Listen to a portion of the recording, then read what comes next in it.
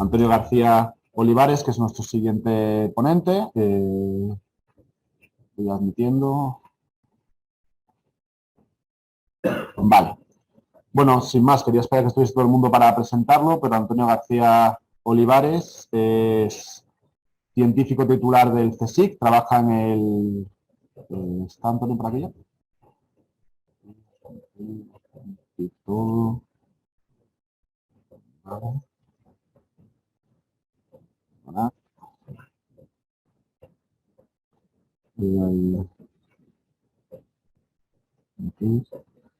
No lo veo, Antonio, no sé si está por aquí. Antonio, ¿estás por aquí? ¿Sí? Ah, vale, sí, aquí. Pues voy a darte... Sí, estoy. Perfecto, genial. Te hago hospedador. Te presento. Antonio García Olivares es científico titular, si no me equivoco, del Instituto de Ciencias del Mar del CSIC. Es una persona que trabaja en cuestiones de transición energética y su aporte nos parecía especialmente valioso porque combina pues, una mirada crítica, como la que a lo mejor mañana podemos encontrar en otros compañeros, con otra mirada muy realista en el plano político y también con ciertos conocimientos pues, de sociología que nos parecen interesantes en esta mixtura y en este análisis. Así que sin más, os dejamos con él y que él nos cuente lo que nos tenga que contar. Muchísimas gracias, Antonio. Sí. Puedes compartir pantalla y puedes poner tu presentación. Sí, no sé si se ve las diapositivas. No se está viendo. Tienes que compartir pantalla. A ver, espérate.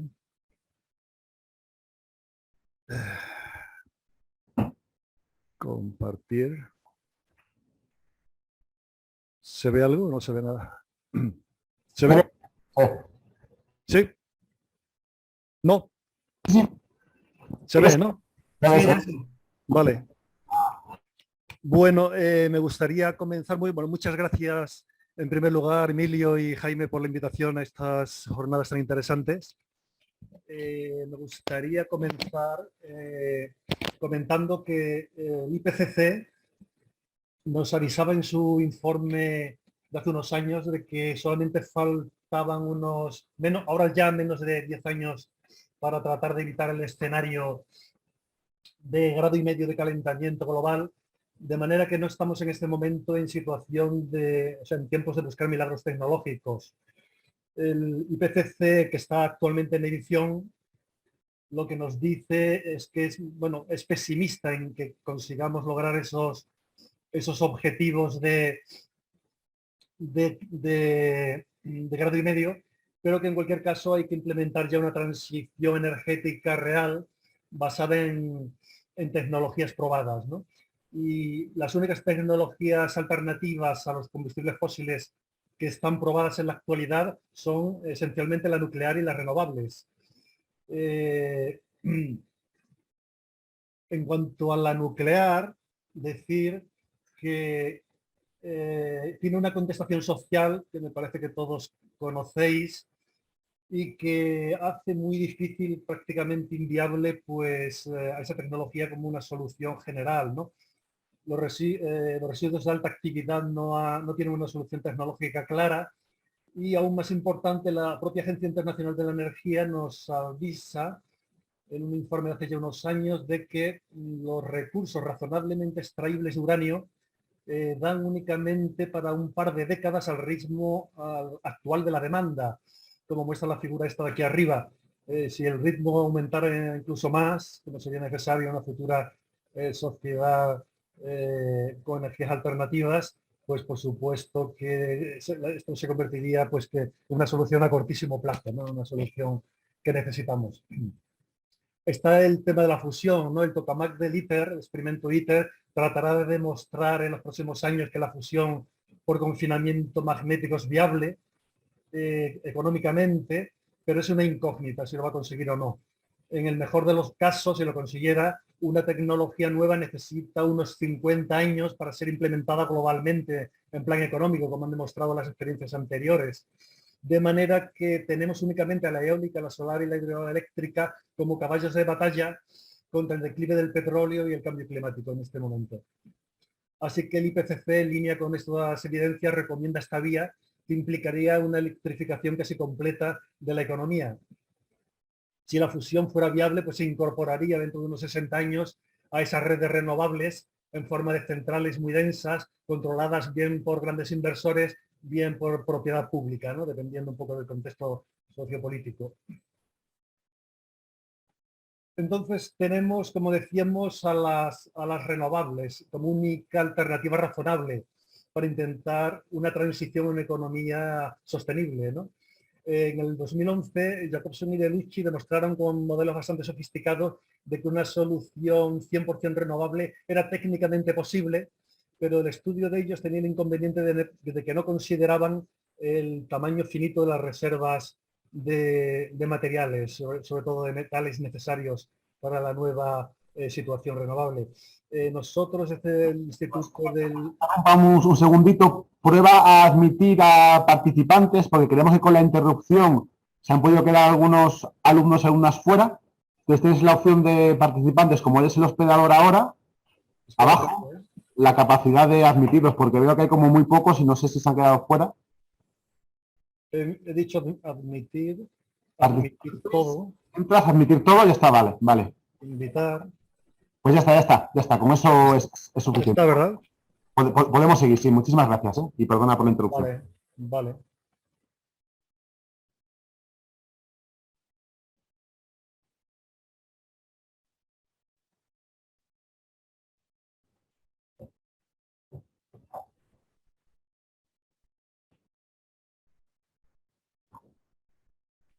No sé si se sigue viendo la diapositiva, ¿verdad?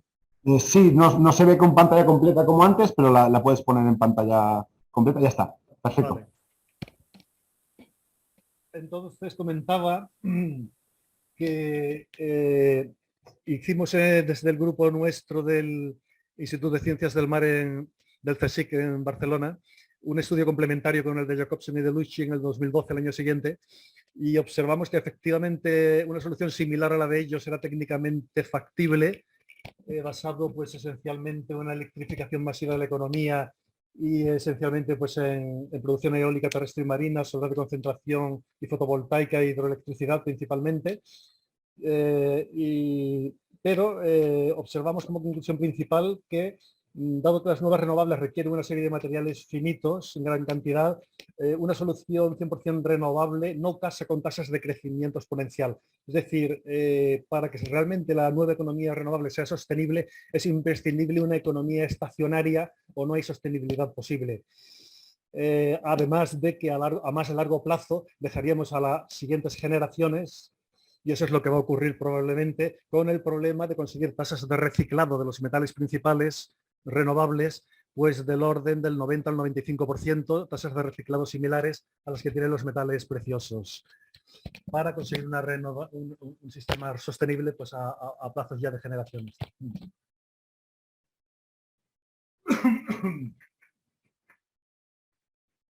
Así pues, la transición, lo que es la transición a una economía 100% renovable, la conclusión a la que llegamos es que sí que es técnicamente posible. Hay una serie de mitos urbanos, sobre todo en algunos foros de internet, que afirman que no, que no hay minerales suficientes para una transición a una economía 100% renovable. Nosotros no observamos eso, teniendo en cuenta cuáles son las reservas actualmente disponibles de los metales principales que son imprescindibles para las renovables, que esencialmente son litio, níquel, cobre, ligeras cantidades de plata y pocos más, porque esencialmente pues, las renovables que usan materiales como neodimio, etcétera, pues son un porcentaje muy pequeño de renovables y pues la mayor parte, por ejemplo, de los molinos eólicos, el 85% del mercado, no utilizan esos metales tan raros, ¿no? Puesto que no se basan, por ejemplo, en imanes permanentes. Algo similar ocurre con las metalizaciones de los paneles fotovoltaicos. Ya hay muchos paneles fotovoltaicos que para disminuir su precio han eliminado completamente la plata en las metalizaciones y muchos de las que todavía utilizan plata usan metalizaciones de capas extremadamente finas, precisamente para disminuir el precio del panel. De manera que no va a ser un problema tampoco la plata o no se utilizará en el momento en que empiece a ser muy cara. o sencillamente actualmente ya en muchos modelos de paneles de silicio no se está utilizando, de manera que el material crítico en la fotovoltaica es el silicio, claramente. No es ninguno de estos como el indio, etcétera, que no se utilizan más que en los paneles de alto rendimiento, que no son los mayoritarios del mercado. Es decir, hay una serie de minerales que son imprescindibles para las renovables, pero hay otros muchos que no son imprescindibles y que si se están utilizando actualmente es porque sencillamente aumentan el rendimiento de los paneles y ahora mismo no es suficientemente caro esa serie de minerales raros como para que no se utilicen. En el momento que se regule su utilización o que se vuelvan extremadamente caros, dejarán de utilizarse y punto.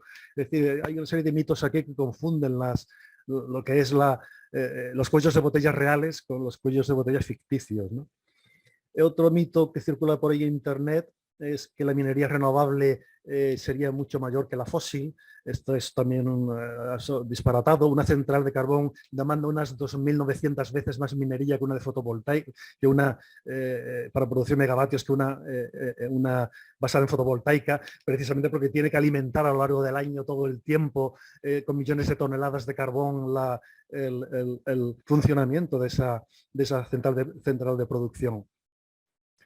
Otro mito que circula es que una transición a energías renovables aumentaría las emisiones de CO2 a la atmósfera y eso no nos lo podemos permitir debido a la gran cantidad de inversión necesaria. Bueno, esto es una verdad a medias. A muy corto plazo sí, la inversión gigante necesaria del orden del 10% del producto, del orden del 10% del PIB mundial necesario durante unos 30 años seguidos. Esa inversión aumentaría en los próximos años a corto plazo en la emisión de CO2 a la atmósfera. Pero si observamos las predicciones que nos dan el modelo Paimedeas que obtuvimos en perdón, voy a admitir a otras dos personas que han accedido. Invitar. Espero que hayan podido entrar. Ya está. Sí, como decía, aumentaría a muy corto plazo la inversión necesaria en renovables, la emisión de carbono, pero como nos dice el modelo PAI-MEDEAS que generamos en el proyecto MEDEAS desde el grupo de Barcelona, basándonos en el modelo MEDEAS generado por el grupo de Valladolid, un modelo del PAI-MEDEAS que es de código abierto y que lo permite utilizar cualquier persona del mundo variando parámetros libremente, etcétera. No es un modelo cerrado como el modelo original MEDEAS. Este modelo nos dice que efectivamente a muy corto plazo subiría las emisiones, pero las emisiones integradas, como muestra la figura de arriba, integradas hasta el 2050 claramente en la línea roja, que es el modelo trans de transición a una economía 100% renovable estacionaria, sería el modelo trans generado en el proyecto MEDEAS. Ese modelo muestra que el cambio de temperatura que permitiría una transición a una economía estacionaria 100% renovable llegaría a un estado estacionario en la temperatura ligeramente superior al 1,5 grados. En eso coincidimos, por tanto, con las conclusiones últimas del IPCC, pero inferior a los 2 grados. Es decir, que coincidimos con el IPCC en esto. Pero sería necesaria una inversión efectivamente inmediata ya y radical, y una electrificación radical de la economía y una situación final estacionaria para que esta situación sea estacionaria, efectivamente. Otro mito que circuló por ahí es que los vehículos eléctricos tienen una huella de carbono mayor que los convencionales. Bueno, depende de cómo se produzca la electricidad. Si se produce a partir de eólica y fotovoltaica puramente, los estudios muestran que las emisiones, como muestra la figura de abajo, son del orden de 100 veces inferiores. Es decir, a las emisiones de CO2 que produciría pues, la producción de un vehículo normal, basándonos pues, en las fuentes habituales de electricidad, ¿no?, que tenemos actualmente, ¿no? Así que, en fin, hay una serie de mitos, esa serie de mitos que circulan por ahí y que hay grupos que lo toman con bastante ligereza. Según algunos intelectuales ecosocialistas, por ejemplo, Lowe y Tanuro, ellos lo han comentado bastantes veces, derivan del sesgo de confirmación esencialmente. Es decir, hay muchos grupos que tienen ideas preconcebidas sobre el efecto que debería de tener la crisis energética, sobre todo los efectos políticos, y solamente aquellos artículos científicos que contienen sugerencias que se pueden interpretar como confirmaciones de las esperanzas o preconcepciones que tiene el propio grupo, ¿no? Pero desechan la mayoría de artículos científicos que no contienen tales sugerencias, ¿no?, que son matizan mucho más, ¿no? y dicen otro tipo de cosas. Así que en lugar de acercarse a la ciencia para adoptar estrategias políticas más sólidas, esos grupos lo que utilizan la ciencia es para, como apoyo ideológico a las propias ideologías, ¿no? Un ejemplo de una persona especialmente lúcida, anarquista, que es Miquel Amorós, ¿no? Miquel Amorós es de los anarquistas más lúcidos que yo he leído, ¿no? Él mismo cae en eso. Él tiene la esperanza de que la crisis energética provoque una desestatalización de la sociedad, ¿no? Digamos que esa esperanza preconcebida anarquista de que lo que no han conseguido el movimiento anarquista en siglo y medio lo consiga ahora mismo automáticamente las crisis energéticas, pues le lleva a que él tenga esa esperanza de que automáticamente la crisis del petróleo y la crisis energética en general produzca una desestatalización. Por tanto, critica sistemáticamente a la gran renovable, porque la gran renovable puede ser utilizada por los estados como un apoyo. Y eso evitaría esa desestatalización que todo el movimiento anarquista persigue, ¿no? Pero eso no deja de ser un retorcimiento del consenso científico, ¿no? Que no se plantea en esos términos la cuestión. Tenemos el tiempo muy limitado para evitar el colapso climático. Lo que ahora mismo sabemos resolver es ese colapso climático a partir de instalación masiva de renovables, en gran escala y en pequeña escala, por supuesto. Y el estar cerca de ese consenso científico yo creo que es útil porque la ciencia tiene un poder ideológico muy fuerte y creciente en la sociedad y conviene estar cerca de ella para generar alianzas realmente productivas políticamente en el futuro. Yéndonos... Uy, perdón. Continuando con el tema de... si las renovables hay potencial o no hay potencial como para generar una economía similar a la que tenemos actualmente, decir que bueno, hay una gran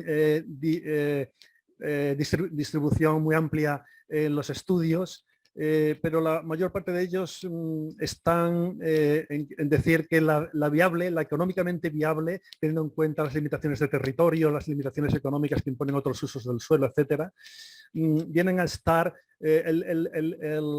están bastante bien contenido en un artículo muy serio que es de Deng, que es el que muestro aquí en esta transparencia, y esa distribución está bien contenida en ese artículo. Esencialmente Deng llega a la conclusión, que es más o menos yo creo el consenso científico, en que el potencial de las renovables está realmente utilizable en el peor de los casos en unos 18 teravatios año cada año y en el más optimista de los casos unos 115 o 13 teravatios año cada año.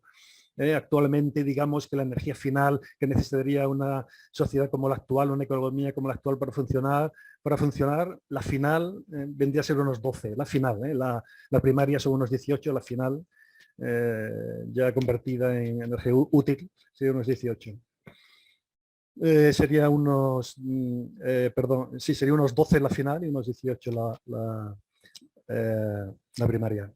El propio estudio de Deng muestra que la fotovoltaica pues tendría un papel importante en este mix futuro.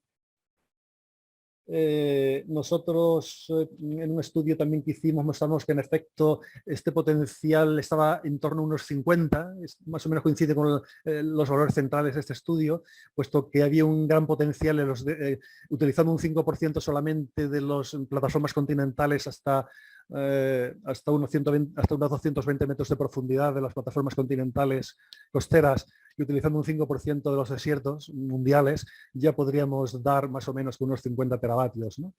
Entonces más o menos pues coincidimos más o menos con este tipo de proyecciones. El tema de la intermitencia sí que va a ser un tema bastante crítico para la implementación real de las renovables. La intermitencia es un problema que los principales modelos que han utilizado, modelos de red eléctrica futura, dicen que es resoluble si hay una combinación inteligente de gestión de la demanda, almacenamiento eléctrico y de calor e interconexión entre países de la red eléctrica. El almacenamiento interestacional de calor es esencial, sobre todo en países de clima muy continental, donde hay grandes oscilaciones de temperatura entre estaciones, invierno y verano, y eso sería una ayuda muy importante, no acumular la electricidad, sino acumular el calor. Acumular el calor, que es el que más principalmente va a ser utilizado luego en otra estación. Y eso sería en acuíferos, en acuíferos relativamente confinados, en pozos y en grutas subterráneas relativamente con líquidos confinados. Allí se han ya utilizado ese tipo de confinamiento en países como Finlandia, Suecia, y es una vía muy prometedora para el futuro. En cuanto al almacenamiento eléctrico, estaría basado esencialmente pues, en el propio almacenamiento de sales fundidas, que ha sido comentado ya anteriormente en alguna charla, que tienen las propias centrales de concentración solar actualmente. En el almacenamiento en baterías que serían asociadas esencialmente a la fotovoltaica, en el bombeo hidroeléctrico de las centrales hidroeléctricas reversibles que bombean electricidad, bombean agua hacia atrás, hacia presas que están más hacia arriba en la cuenca, del río, y estarían basadas esencialmente también en momentos de sobreproducción eólica o solar, en la conversión de una parte de la potencia que sobra en gas, esencialmente en hidrógeno, para acumularlo en depósitos y ser reutilizado meses después o días después. Estas medidas de almacenamiento irían acompañadas por otras más marginales, como el aire comprimido, que da para días incluso de almacenamiento, los volantes de inercia, que dan incluso para alguna hora de almacenamiento en forma de rotación, de energía cinética, o condensadores, que da para minutos y segundos para regular la intermitencia, regular la frecuencia y el voltaje en la red eléctrica. En cuanto a la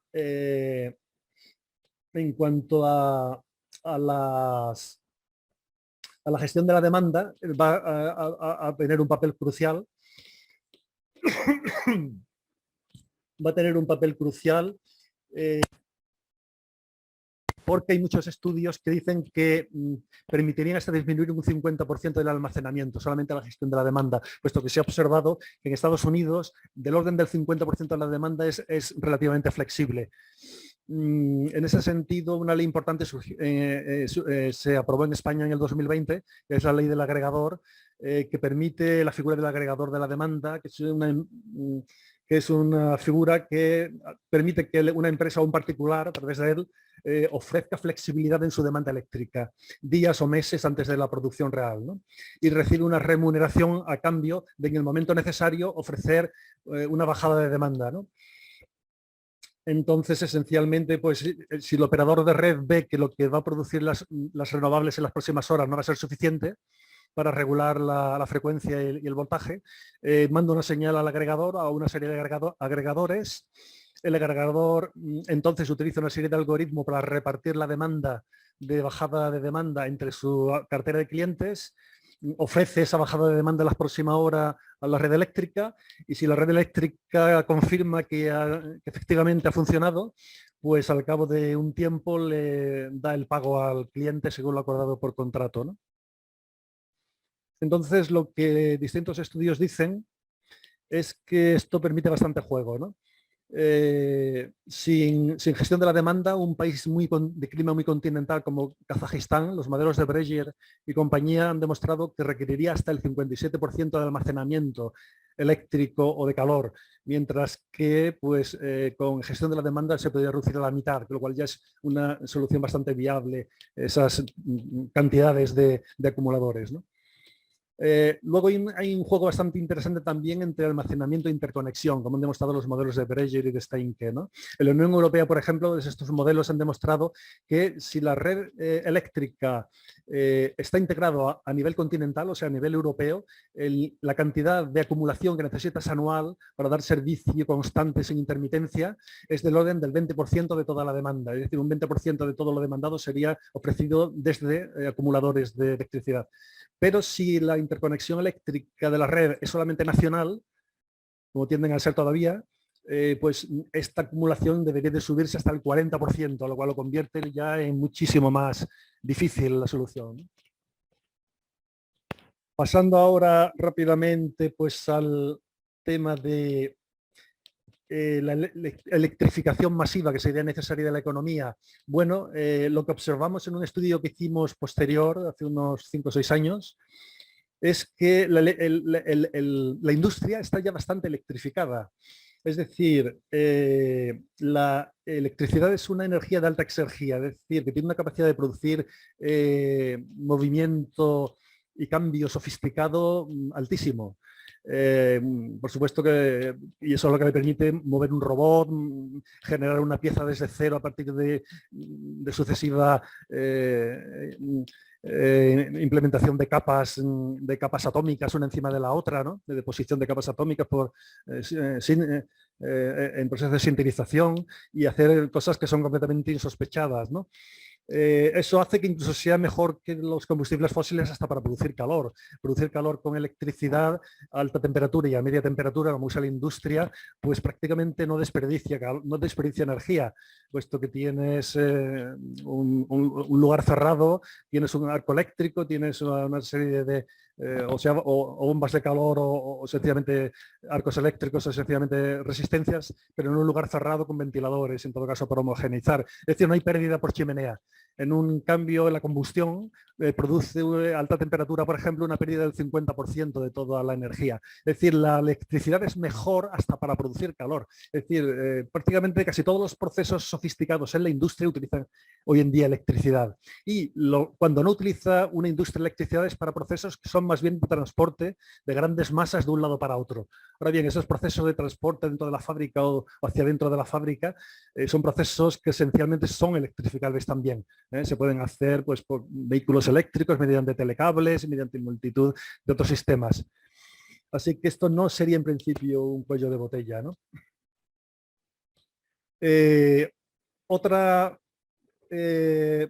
cosa que podría ser un cuello de botella es el tema de la reducción química. La reducción ya es un proceso que no es energético, es una reacción química. Las reacciones químicas de reducción se están haciendo hoy en día mediante carbono, sobre todo para la producción de hierro. La reducción del mineral de hierro para producir hierro se hace mediante carbón en los altos hornos. Esto habría que hacerlo en una futura sociedad 100% renovable mediante reducción a partir de hidrógeno obtenido electrolíticamente.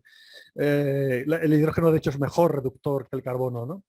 O bien a partir de reductores como carbono y metano, pero obtenidos de forma renovable a partir de talas controladas o a partir de residuos agrícolas y urbanos, ¿no? Otro fuerte cuello de botella sería el transporte, que es el principal consumidor actual de petróleo. Perdón, voy a tratar de meter a otras 3 personas más que han entrado.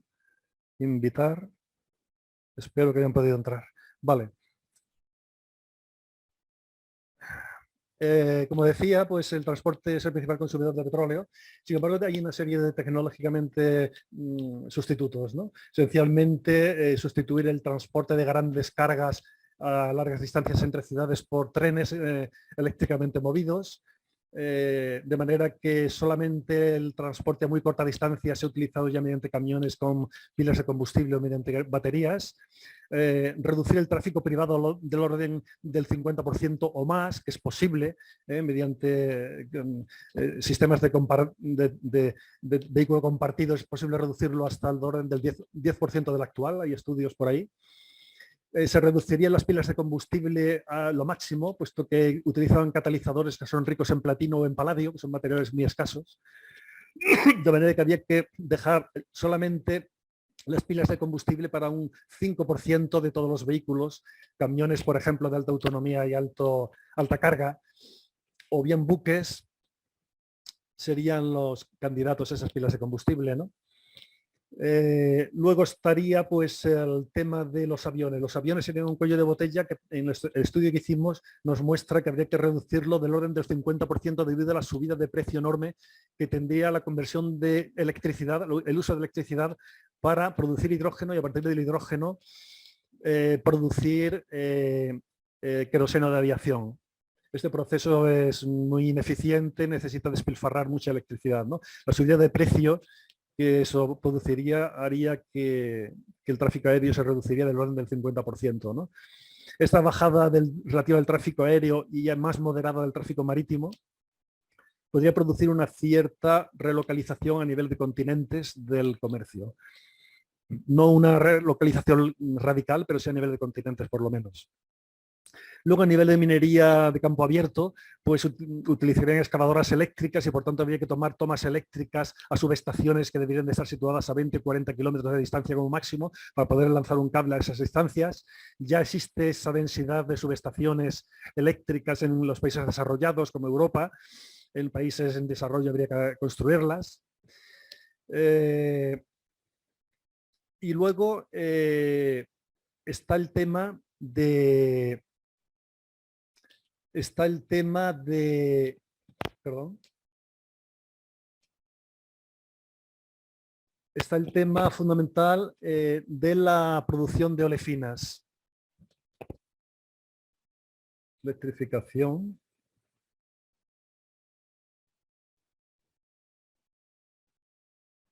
Está aquí en esta me parece, bueno, da igual, no está.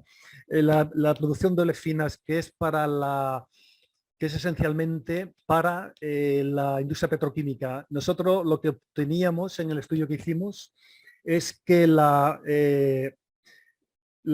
actual producción de olefinas para producir plásticos se basa, por supuesto, en el petróleo. En una futura sociedad renovable debería de utilizarse en los procesos de producción de olefinas a partir de carbono renovable o de metano renovable, y tendría que ser de origen renovable ese carbono y ese metano a partir de residuos de talas controladas y de residuos agrícolas y urbanos. Y los cálculos que hacíamos nos decían que solo daba la sostenibilidad actual de los ecosistemas con talas controladas, etcétera, solo daba para el 40% de toda la producción actual. Es decir, que en una futura sociedad completamente renovable, el sector petroquímico debería de reducirse aproximadamente al 40%.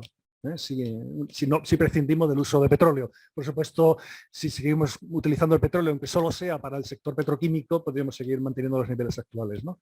Pero si llegamos realmente a una solución radical, 100% renovable, sí que debería de reducirse ese sector al 40%. Y ya, por supuesto, y como antes, la conclusión final de este otro estudio era de nuevo que este sistema más o menos técnicamente factible, con estas ligeras decrecimientos en esos sectores, moderados decrecimientos en esos sectores, sí que para ser sostenible exigiría una economía completamente estacionaria y por tanto a largo plazo unas tasas de reciclado de metales del orden del 90 al 95%. En el tema del espacio, el cuello de botella sería mucho menor. En Estados Unidos, por ejemplo, habría que aumentar el espacio un poco menos del 1% para implementar todos los molinos y las renovables y las solares en suelo. Sin embargo, el área ya utilizada por la industria fósil es del orden del 1,3%. Es decir, que el propio desmontaje de la propia infraestructura fósil nos podría dar la superficie suficiente para instalar las renovables y no habría una gran diferencia. El tema del paisaje, ahí hay otro cuello de botella. Efectivamente, la gente se tiende a oponer cuando no tiene beneficio local de la construcción en su territorio de grandes instalaciones de eólica, de grandes molinos, ni de fotovoltaica, ni de solar. Tiene que haber un beneficio directo. En ese sentido, Dinamarca es un buen ejemplo. Dinamarca impuso un sistema en el cual si un vecino desde su ventana es capaz de ver un molino, tiene derecho a entrar dentro de la propiedad del molino. Entonces, Dinamarca implementó un sistema hace ya unos años pues, de facilitar cooperativas de propietarios en el cual un mínimo de la propiedad de los molinos instalados debería de pertenecer a esas cooperativas. De manera que hoy en día todavía, a pesar de la entrada del neoliberalismo incluso en Dinamarca, hoy en día todavía más del 80% de las turbinas que hay en Dinamarca pertenecen a 100.000 familias, no son de propiedad de esos grandes oligopolios, ¿no? Este modelo se podría imitar si volvemos a un sistema en el cual la planificación del Estado tenga un papel muchísimo mayor, que es lo que debería de ocurrir para hacer una transición ordenada, ¿no? Olvidar un poco el neoliberalismo y pasar pues, a una intervención mucho más directa de los Estados en la economía, ¿no?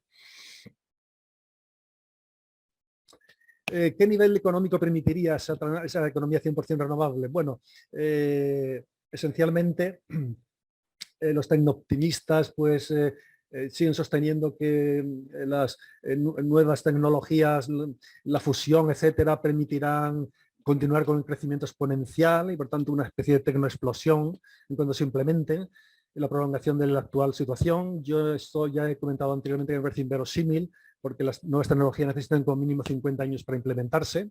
y además hay límites en los minerales que una economía basada en la fusión necesitarían, como el cobre y otros minerales para la electricidad, que serían escasos, y por tanto seguimos en el mismo cuello de botella de los minerales. No casa con un crecimiento exponencial, una economía eléctrica.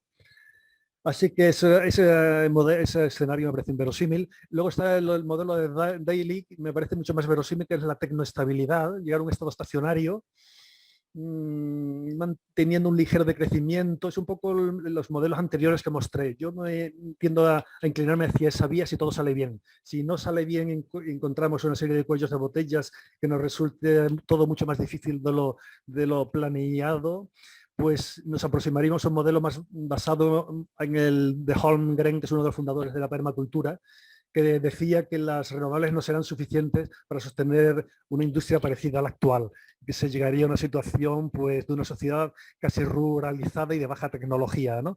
Si efectivamente fracasamos en construir esa sociedad, esa economía 100% renovable, el modelo de futuro se aproximaría más a este modelo de Holmgren que al modelo de estado estacionario que yo he comentado anteriormente, ¿no? Entonces ahí tenemos la duda está en cuáles serán efectivamente, si efectivamente habrá unos problemas técnicos inesperados que nos impidan construir esa alternativa, si hay factores político-económicos que pueden dificultar la transición, y si hay una serie de crisis ecológicas que se añadan a esta transición y que impidan que la transición renovable se haga al ritmo necesario, ¿no?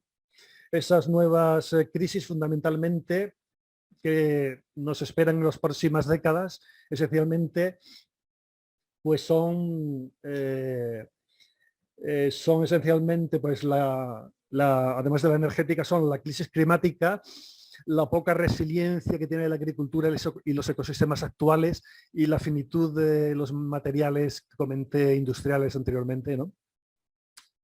Entonces, pues estas crisis unidas a posibles pandemias, guerras y otras cosas inesperadas como las que hemos sido testigos recientemente, lo que hacen es generar impredecibilidad entre los inversores. Y como actualmente el sistema neoliberal está basado esencialmente en animar a los inversores a que inviertan en nuevas tecnologías y no en una intervención directa del Estado en la economía, que es lo que debería de ocurrir, pues hace pues que estas crisis lo que hagan sea retrasarlo todo. En cuanto a los inversores entran en miedo, en inseguridad, pues se retrasa cada vez más la transición, ¿no? Salvo que los movimientos sociales impusieran a los estados una intervención más directa.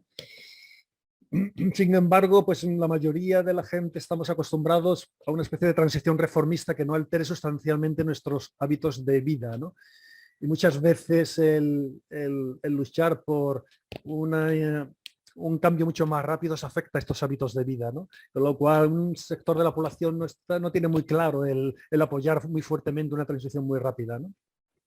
Si los estados realmente quieren cambiar algo y acelerar un poco la transición, yo creo que lo que deberían en primer lugar es establecer un pacto con la sociedad civil, en la que los estados se comprometan a intervenir activamente en la transición, pero haciendo que la mayoría social sienta que esa transición les favorece económicamente a ellos también. Ahora mismo no se tienen esas políticas y más bien es al contrario.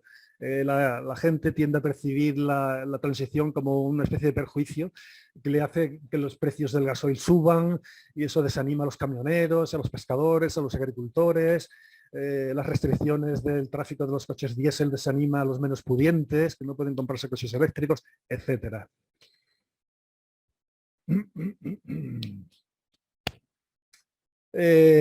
Y con esto entramos ya pues en la parte final, que sería un poco los aspectos más sociológicos del tema, ¿no? ¿Cómo podríamos acelerar, tan sociológico, acelerar un poco el cambio, ¿no? Esencialmente lo que yo observo son cuatro actitudes fundamentales en los principales partidos e ideologías políticas en relación al tema de la crisis climática energética y su solución. La primera narrativa, por así decirla, es la de que no pasa nada grave y que en el momento en que pase el mercado y la innovación tecnológica reaccionarán en su momento. Así que no hay necesidad ninguna de sobrereaccionar prematuramente, gastando recursos prematuros, ¿no?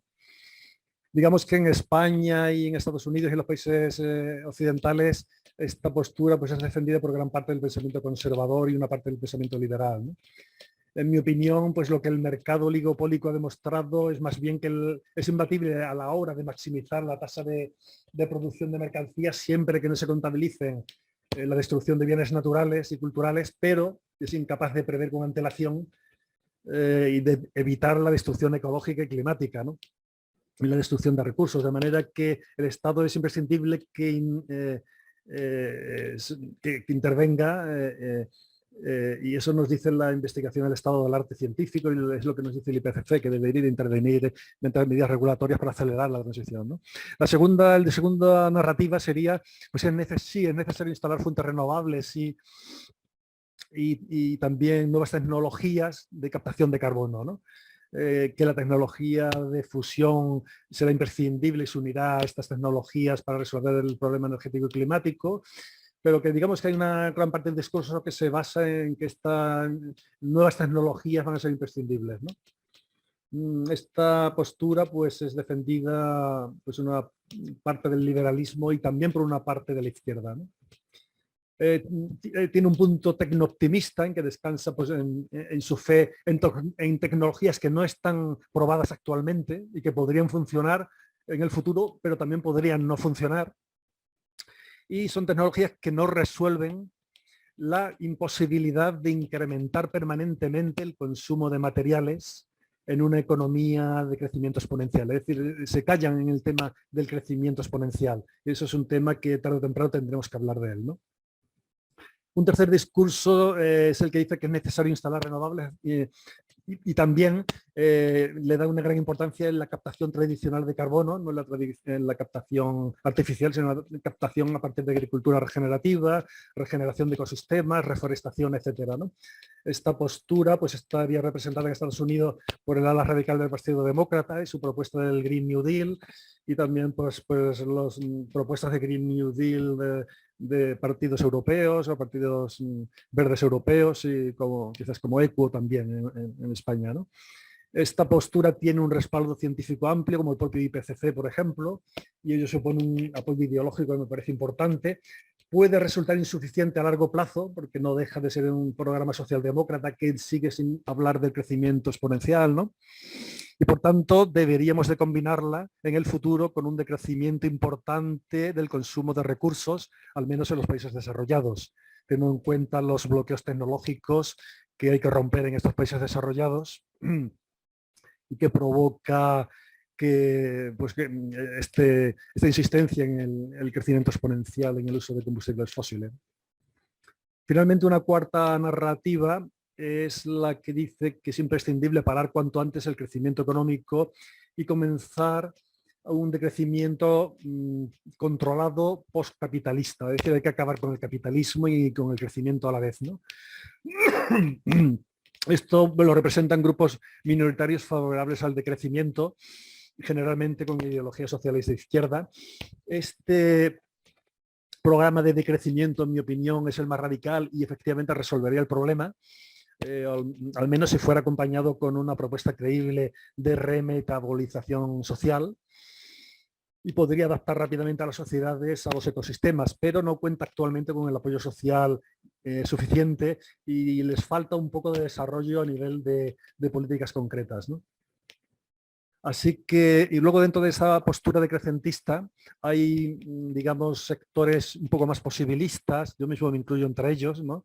Que dicen pues que una combinación de renovables a gran escala y de pequeña escala puede generar un sistema eficaz alternativo al actual, que sostenga un decrecimiento moderado y ordenado hacia una economía estacionaria. El propio Bardi, el propio Heimberg también han defendido este tipo de posturas en esta línea. Hay otro sector dentro de este decrecentismo que en cambio que critica la instalación renovable que no se haga a pequeña escala, o sea, dentro de nichos económicos alternativos al capitalismo de beneficio, por ejemplo, dentro del marco de cooperativas y de comunidades alternativas, de comunidades de transición. Este sector considera que la implementación a escala industrial de renovables, pues es una pérdida de tiempo porque es una especie de continuación del business as usual que tenemos actualmente, ¿no? Pero con una especie de pintura de barniz ecológico, ¿no? y no creen que esta clase de renovables sea el paso en la dirección correcta. Bueno, tiene un parte de razón, creo, puesto que el desarrollo amplio del autoconsumo y las cooperativas en renovables son imprescindibles. Es imprescindible que haya un sector amplio de pequeña renovable para la democracia energética y el empoderamiento social. Pero esos grandes parques renovables van a ser necesarios también en el futuro. Si queremos al menos mantener una cierta estabilidad en el suministro eléctrico, que será imprescindible para sostener una industria suficiente para una calidad de vida suficiente. Es decir, hay un mínimo de industria imprescindible para una cierta calidad de vida, ¿no? Y esos grandes parques que facilitarían esa electricidad estable, podrían ser en el fondo nacionalizados en un momento determinado si hay suficiente poder político y hay voluntad política y suficiente presión social. Es decir, podrían ser controlados públicamente, no es obligatorio que vayan a ser eternamente controlados por los oligopolios. Y ya finalmente pues está el sector más radical, que es el colapsista dentro del decrecientismo, cuya actitud ante la transición energética es como una especie de fatalismo que presupone una especie de determinismo tecnológico, ¿no? Están convencidos de que la actual crisis energética nos va a llevar a todos a casi con seguridad un colapso inevitable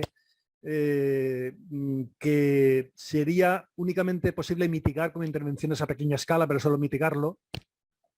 Algunos en este grupo llegan a argumentar que es conveniente que, ya dado que este proceso es inevitable, que ya no llegamos a tiempo, pues que cuanto más rápido sea, mejor será. Así que cuanto más rápido sea el colapso, mejor. Bueno, a mí me parece que es un poco disparatado. Creo que todavía hay juego suficiente tecnológico y social como para, como dicen los ecosocialistas, para seguir luchando y para seguir haciendo públicos los grandes productores, centrales de producción eléctrica y generar un sistema estacionario sin un decrecimiento que nos lleve a una sociedad casi preindustrial, ¿no? Creo que hay todavía espacio. Entonces, ¿qué hacer? Con eso llegamos a la parte final. ¿Qué podemos hacer? Yo a corto plazo lo que vería más razonable sería apoyar programas políticos como este del Green New Deal, que a corto plazo es insuficiente, pero que podría proporcionar una especie de paraguas bajo el cual podrían desarrollarse prácticas mucho más ambiciosas a largo plazo y que el neoliberalismo actualmente está erosionando, ¿no? Por ejemplo, la recuperación de ecosistemas, las economías cooperativas, todo eso está dentro del programa Green New Deal en teoría. Eso deberíamos de apoyarlo nosotros. El desarrollo de actividades de este tipo dentro de un nuevo paraguas un poquito menos neoliberal, pues sin duda facilitarían nuevos nichos que serían luego cruciales como centros de nucleación en una futura situación en la cual llegáramos a una situación en la cual el crecimiento se volviera ya prácticamente nulo o marginal, cuando empezaran a escasear los materiales escasos, etcétera, ¿no? Y cuando empezaran las movilizaciones sociales a ser cada vez más grande porque se perdiera la fe en el crecimiento económico, etcétera, ¿no?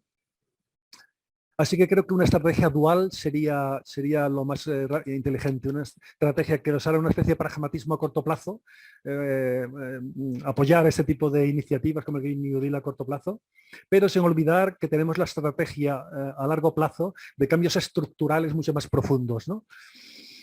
Que sabemos que el crecimiento a largo plazo hay que acabar con él y que si no se acaba solo, pues tendremos que forzar una sociedad estacionaria antes o después, ¿no? Y hay que apoyar lo más posible pues, este sistema de cooperativas en democracia energética que ayudará a empoderar a la población que se encontrará en esas situaciones con muchísima más libertad de movilización. Entonces, en ese sentido, pues sí estoy de acuerdo con algún comentario que ha hecho en alguna ocasión Semper, bueno, Muiño, Santiago Muiño, citando a Semper, de que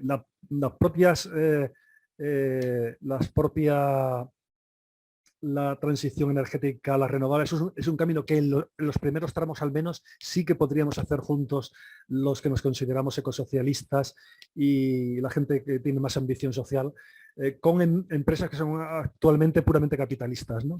Y son actualmente lucrativas, porque en el futuro podrían ser perfectamente nacionalizadas. Y ya pues para acabar, para terminar, únicamente pues insistir en que el gran enemigo de la sostenibilidad en absoluto son las nuevas renovables, sino que es el crecimiento capitalista. Entonces, el despliegue de energías renovables no va a conducir a una economía sostenible bajo el capitalismo, pero sin crecimiento capitalista, en un sistema potencialmente postcapitalista y sin crecimiento, la transición renovable podría hacerse cada vez más sostenible, ¿no? Eso sí, la urgencia climática y las futuras movilizaciones probablemente van a imponer de forma casi imprescindible un retorno a una economía no neoliberal, una economía cada vez más planificada, que a largo plazo yo creo que va a acabar redundando en movilizaciones muy fuertes que redundarán en una sociedad postcapitalista, siendo el crecimiento se vuelva a cero, pero eso es otra cuestión, nos llevaría a una discusión mucho más amplia. Pero que si en un primer momento, una primera fase dentro del propio capitalismo logramos que el Estado en un marco del Green New Deal, etcétera, consiga un marco de mucha mayor intervención económica, podríamos conseguir leyes que definieran la producción renovable como un bien público, un bien municipal, público, cooperativo, más que como un negocio como actualmente es, que convierte en la transición renovable en algo mucho más dificultoso. También esa mayor intervención del Estado podría conseguir que el despliegue renovable se basara en planificar el consumo de materiales, de manera que el consumo de materiales fuera regulado y orientado hacia la sostenibilidad, no hacia el mayor beneficio de las empresas, de manera que ciertos materiales fueran reservados para usos industriales futuros y no despilfarrados como están haciéndose actualmente, porque ahora mismo todavía son baratos, ¿no? Luego, pues podrían permitir pues, que esa intervención económica pues, en planificar el crecimiento limitado de ciertos sectores mientras se permite un decrecimiento del consumo en otros sectores, al menos en los países desarrollados, ¿no? Mientras permitimos que los países en desarrollo todavía sigan creciendo durante unas décadas, ¿no? Para acercarse a nosotros, ¿no? Y finalmente, y para terminar, pues creo que serán cruciales en el futuro, sobre todo cuando la tendencia al crecimiento se vuelva nula.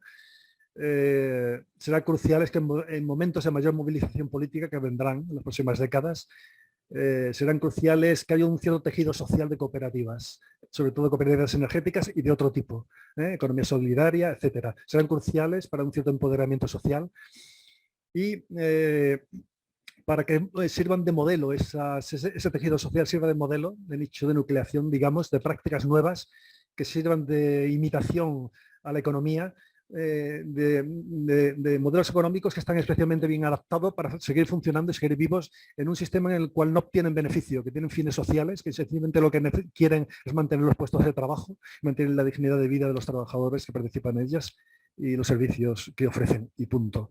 No están orientados al beneficio, serían un modelo y sería también una herramienta de empoderamiento social. Y un modelo de cómo se podría crear una economía que se mantenga estacionaria, creando prosperidad a la vez a la población. Bueno, eso es todo y muchas gracias por vuestra atención. Muchísimas gracias.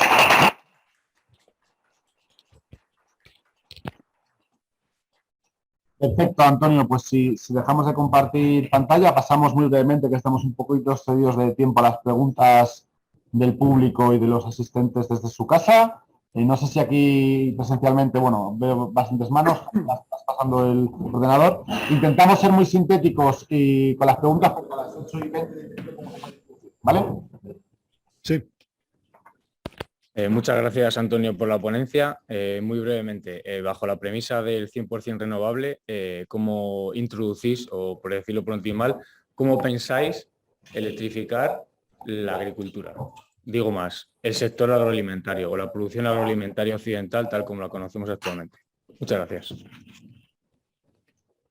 La agricultura esencialmente, como comentaba anteriormente,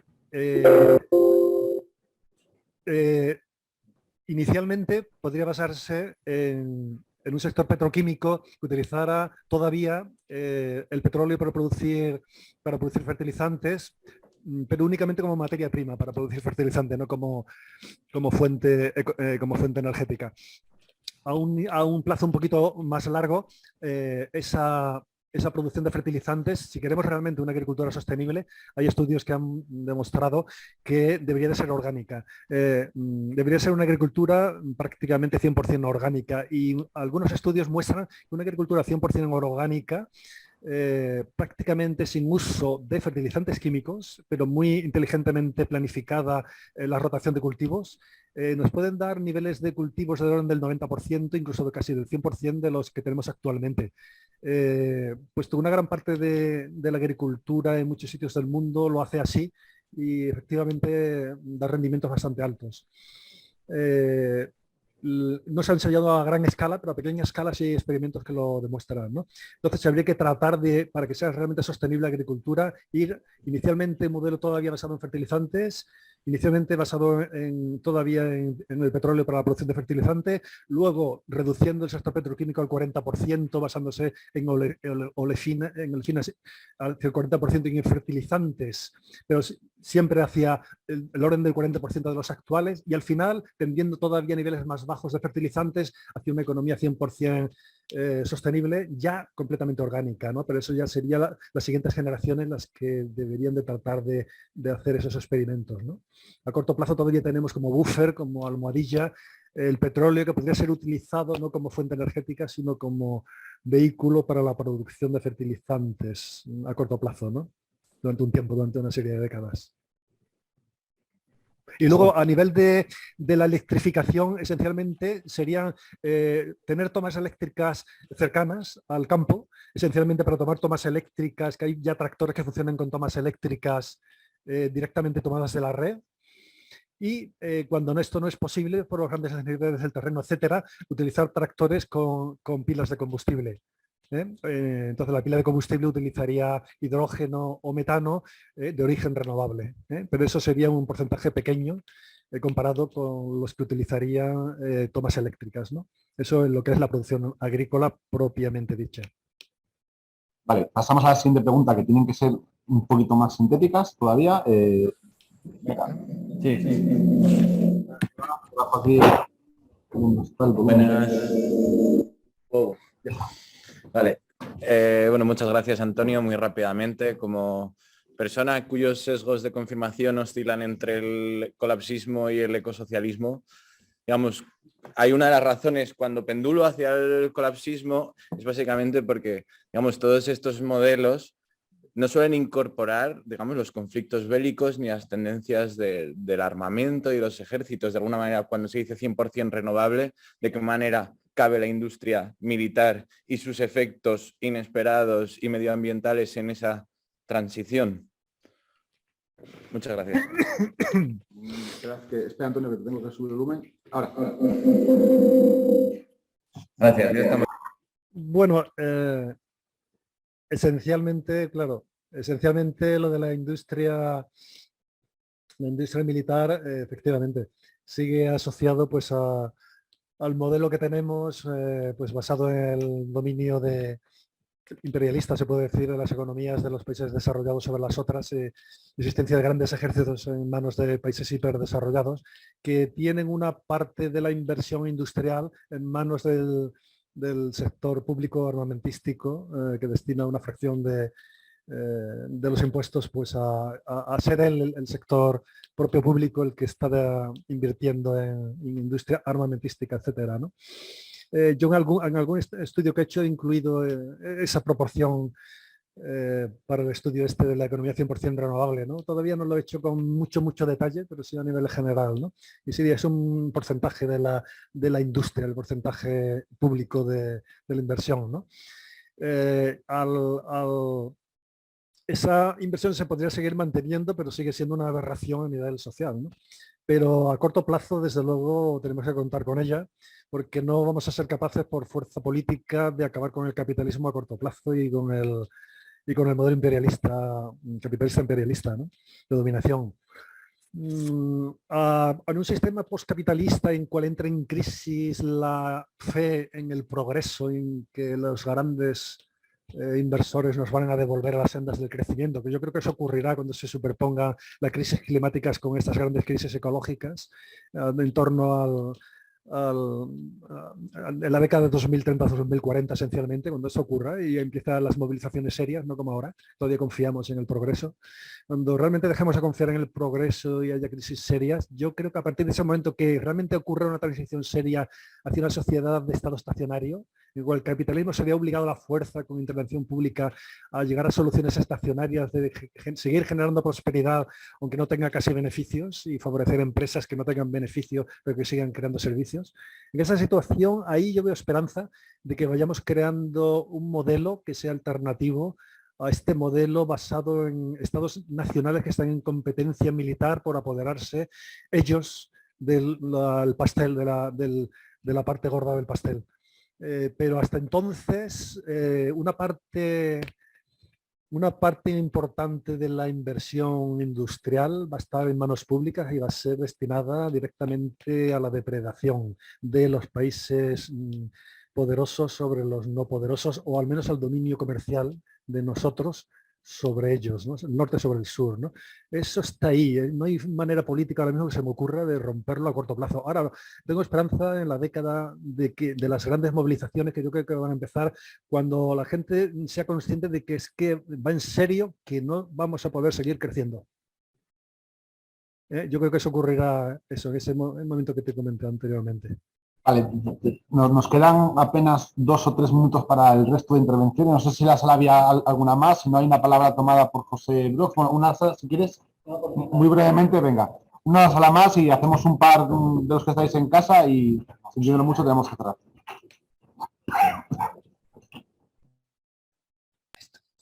Bueno, pues muchas gracias por la intervención. Yo lo que me queda de tu intervención es básicamente que hay soluciones tecnológicas, pero creo que las soluciones de innovación social están bastante turbias todavía, ¿no? Y una de ellas, solamente una, porque habría muchas más, pero una de ellas que no has hecho ninguna referencia sería qué pasa con la población, porque un estado estacionario implica crecimiento cero de la población. Y eso creo, no sé si sobre esto también tienes pensado algo o podéis decir algo, nada más. Sobre esto, sería imprescindible dentro de una economía estacionaria, cosa que esto va a ser un tema que tengan que solucionar las siguientes generaciones a la nuestra. El regular exactamente, Daly ha escrito mucho sobre eso y ha hablado mucho de que es imprescindible también controlar las natalidades. Y habría que introducir algún tipo de beneficios sobre las familias que decidan no tener hijos o tener solo un hijo, o como mucho 2. Es decir, una serie de ayudas de algún modo económicas directamente a las familias y grabar de alguna manera a familias que tengan más de 2 hijos, ¿no? El cómo hacerlo, ya esto se me escapa de momento, porque es una discusión que habría que tener muy en serio y que yo creo que será la generación siguiente a la nuestra. Una vez que nosotros consigamos resolver, si lo resolvemos, el problema climático, la siguiente gran problema será el problema del reciclado y el problema de conseguir una economía realmente estacionaria, incluido esto que tú comentas, que es importantísimo, de conseguir también una población estacionaria dentro de él. Vale, muy brevemente hay una pregunta en el chat de Marcos Morales que dice ¿qué sentido tiene si hay que llegar a ese estado estacionario? ¿Por qué no hacerlo ya? ¿Y por qué no esperar pues, 10, 20, 50 años? Y después conectamos con una pregunta de José Brox que tenía la mano alzada. José, si quieres, pregunta muy brevemente, que Antonio contesta estas 2 cuestiones y cerramos. Vale, muchas gracias. Pues que he hecho en falta un poco hablar de retardo e inercia en lo que comenta. Tal y como lo entiendo, la pregunta sería, en los cálculos que tú haces, dice, por ejemplo, en la década de los 30 a los 40 ya por fin podrá la sociedad empezar a pensar en el postcapitalismo, ¿no? En tus cálculos eso lo tiene en cuenta porque algunos colasistas, como tú llamas, ¿no? Que dices que ya están convencidos, no están convencidos porque sí, es que en sus cálculos incluyen estas cosas y ven que con el retardo ya no llegamos, que si eso ocurre en ese momento, todo cae, ¿no? Porque los límites del crecimiento nuevamente tienen en cuenta estas cosas y el mecanismo es a través precisamente de los suelos, el cambio climático, no hay agua suficiente, no se puede cultivar, no se puede comer, migración, etcétera, y la gente ya no está pendiente de cambiar eso, sino de migrar a otro país. Pues eso lo habéis tenido en cuenta en los cálculos. Muchas gracias. Es que en el peor de los escenarios, si ocurren las peores situaciones, efectivamente estamos abocados al colapso. De hecho, también estamos abocados al colapso si no se hace nada en el sentido de transición renovable. Eso está prácticamente convencido también muchísima gente que son científicos. En los estudios científicos sí que hay algunos que plantean los escenarios más pesimistas posibles, y dentro de los escenarios más pesimistas posibles yo creo que la mayoría parte de los científicos estaríamos de acuerdo en que el colapso sería inevitable en esos escenarios. Lo que ocurre es que la mayor parte del consenso científico, y por eso así lo recoge el IPCC, dice que todavía hay espacio para hacer intervenciones bastante radicales durante 30 años seguidos en una economía renovable y en tratar de evitar los peores escenarios de cambio climático. Y el IPCC así lo dice. Si ahora mismo nos ponemos en serio durante 30 años seguidos, el 1,5 grados va a ser casi imposible ya de evitar, pero los 2 grados sí que los podemos todavía evitar, ¿no? Y sí, el modelo nuestro PAIMEDEAS así lo muestra. Llegaremos a 1,6 grados. Entonces, claro, ahí está la cuestión. Si todo falla, se empieza, y políticamente, y además hay guerras inesperadas, y etcétera, y una serie de circunstancias inesperadas, fracasará todo, y fracasará la implementación 100% renovable. Entonces, si fracasa todo esto, sí colapsaremos. Colapsaremos sin duda, y entonces llegaremos a una situación que será de bajada muy, muy catastrófica del PIB incluso. Luego habrá un intento enorme de resolverlo, pero que ya no dará tiempo, y bueno, llegaremos a escenarios sí, de tipo muy colapso. Pero ya te digo, la mayor parte del consenso científico dice que bueno, hay que intentarlo porque todavía hay espacio, ¿no?, para tratar de evitar al menos los peores escenarios, ¿no? Eso sería un poquito en relación a tu pregunta. Luego había una anterior también que hablaba de por qué no hacemos ya lo de una sociedad estacionaria si es imprescindible, ¿no?, aparentemente hacerla. Bueno, no lo hacemos porque tú y yo, porque nosotros no creemos en el crecimiento indefinido, pero la mayor parte de la población sí cree, son creyentes en el progreso, y son creyentes en que podremos seguir creciendo. O sea, en el fondo, la mayor parte de la población ahora mismo quieren el capitalismo. Yo sí lo estoy viendo. Es decir, o al menos se sienten muy confortables dentro de él, y no ven motivos para renunciar a ese confort si no ocurren cosas mucho más drásticas y crisis mucho más gordas. Pero bien, esas crisis las verán. No sé si ellos, pero a la generación siguiente sí. Yo creo que en la década del 30 lo verán. Vale, tenemos que cortar ya. Muchísimas gracias, Antonio. Gracias a todos los participantes y un aplauso fuerte. Gracias. Vale, pues cortamos aquí.